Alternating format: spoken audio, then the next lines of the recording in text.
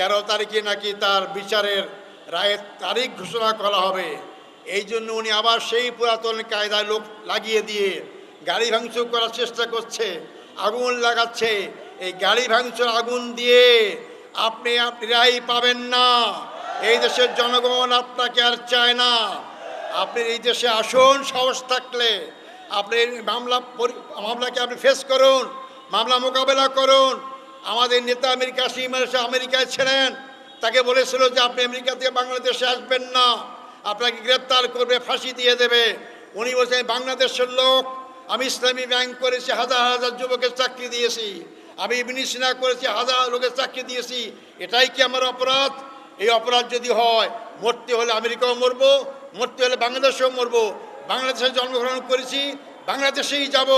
উনি বাংলাদেশে এসেছেন এবং গ্রেপ্তার করা হয়েছে, তাকে ফাঁসি দেওয়া হয়েছে। তার ফাঁসিকে ভয় পান নাই। আমি কি বুঝাইতে চাইলাম, আমাদের জামাতের লোকরা জনগণকে ফেলে রেখে বিদেশে নিরাপদ আশ্রয় থাকতে চায় না।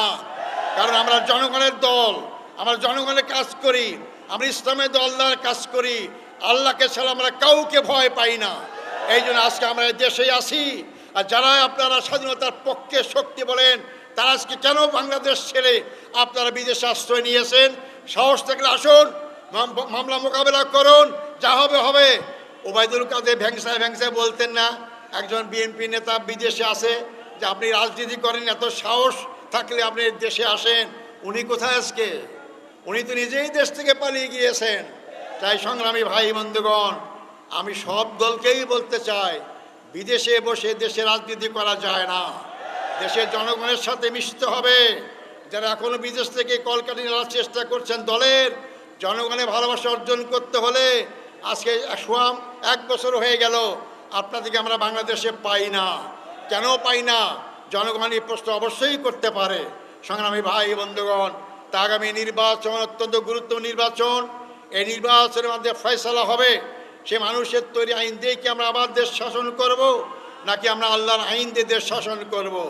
আল্লাহর আইন যদি চান, তাহলে ইসলামী দল যারা আছে তাদেরকে ভোট দিতে হবে। আমরা চেষ্টা করছি ইসলামী দলগুলো আমরা ঐক্যমত্যের সমঝোতার ভিত্তিতে একটা বাক্স ইসলামী ভোট পড়ে সেই চেষ্টা করছি, আর চেষ্টা হয়তো সফল হবে ইনশাআল্লাহ।